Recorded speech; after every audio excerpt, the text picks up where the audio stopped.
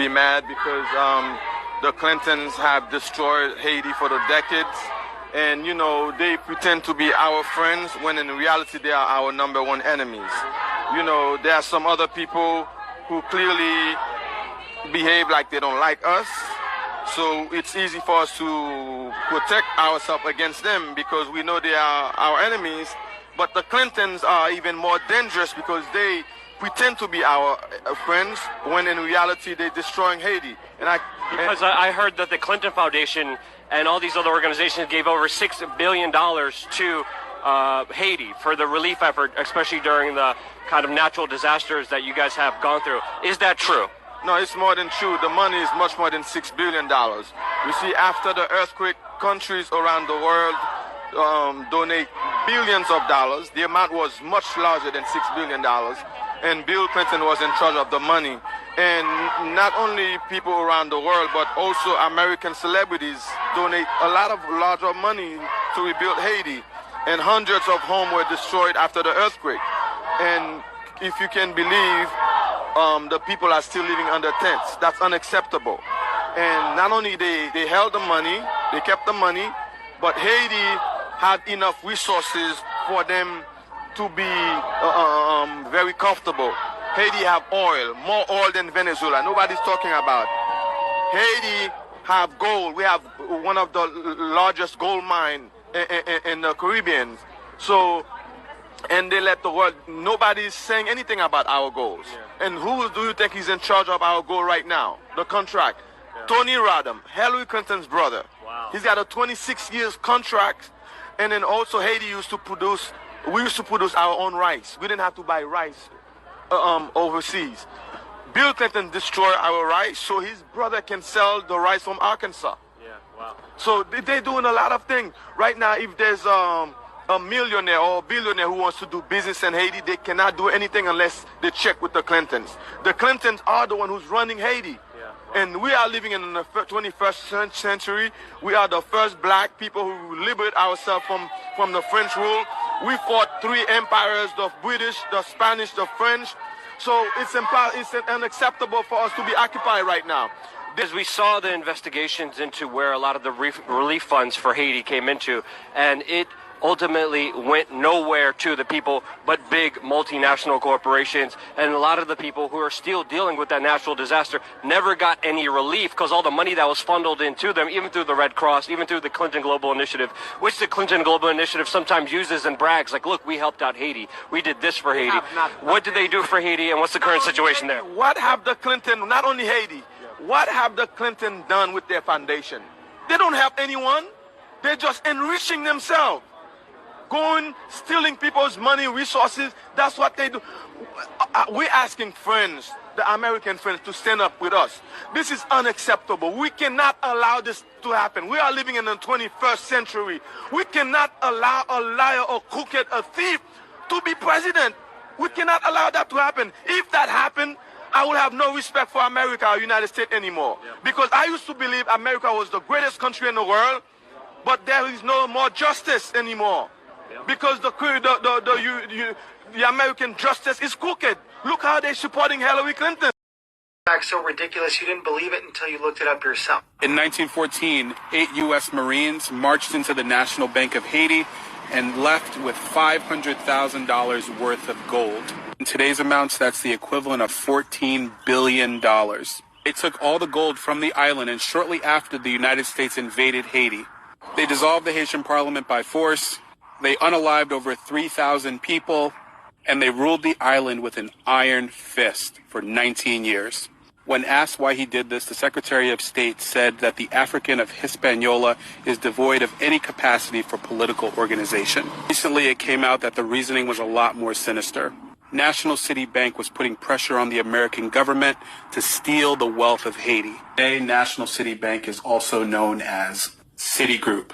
About countries like Haiti today, we can't neglect the fact that a lot of their internal problems today were externally caused previously. So let's look at an Africa that must be free to take care of herself, an Africa that's free from exploitation from outsiders. The multinationals who are stealing from Africa every day in broad daylight. I use an example of the DRC. If you ever fly very low over the DRC, you'll see tarmacs in the jungle. You'll see 747s flying into DRC, picking up minerals and flying right out. The same multinationals are responsible for arming young people and giving them MK-16s. Because why? Their satellites in the skies are telling them where that village is. There are lots of diamonds. So what do? Arm young people, drag them up, and send them to go chop off a few heads. The rest of the village runs away, so they come behind and do their illegal mining. We black people must understand what is really going on. Because what we are shown instead is, oh, look at those Africans killing each other. There are some serious games that have been played in Africa for far too long.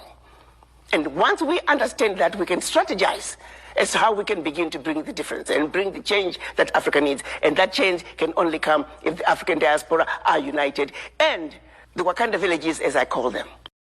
Glencore, under Glencore, yes. Today, virtually all Zambian copper mines are owned by multinational corporations. In 10 years, they've extracted copper worth more than $29 billion. As a country, as a nation, God has blessed us with such an abundant natural resource. Now, the paradox is that Zambia is ranked among the bottom 20 in terms of poverty, 20 poorest countries. We are wealthy, yet we are poor.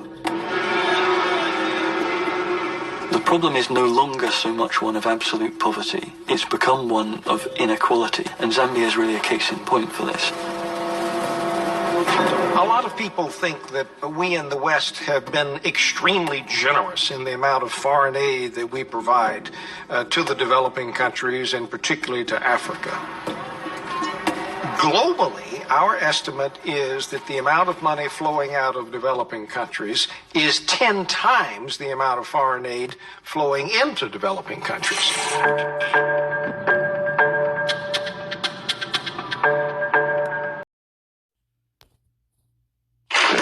Economic hitmen have managed to create the world's first truly global empire, and it's basically a secret empire. We do it many ways, but principally we identify a country that has resources our corporations covet, like oil, arrange a huge loan to that country from the World Bank or one of its sisters. The money never actually goes to the country. It goes to our own corporations to build big infrastructure projects in that country that help a few very wealthy people, but don't benefit the majority of the people who are too poor to buy electricity or have cars to drive on the highways, and yet they're left holding a huge debt that they can't repay. So we go back at some point and say, you know, you can't pay your debts. Give us a pound of flesh. Sell your oil real cheap to our oil companies. Vote with us on the next critical UN vote. Allow us to build a military base in your backyard. Something along these lines. And when we fail, the jackals go in and either overthrow or assassinate these leaders. And if the jackals fail, as they did in Iraq, then we send in the military. I don't think the failure is capitalism. I think it's a specific kind of capitalism that we've developed. We've created what I consider a mutant, viral form of capitalism. And this mutant form of capitalism, which I think is really a predatory form of capitalism, has created an extremely unstable, unsustainable, unjust, and very, very dangerous world.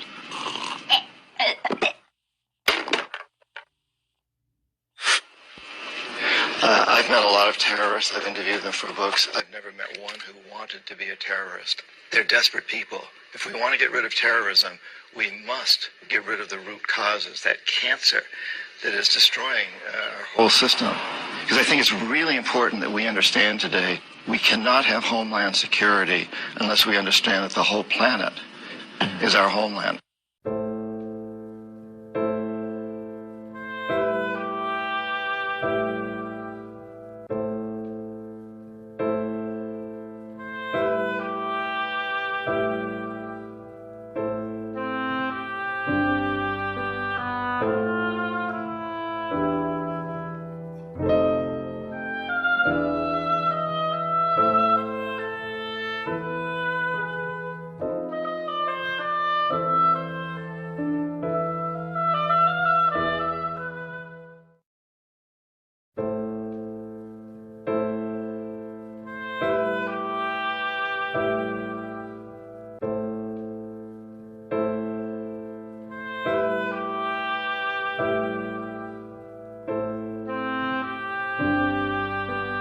you.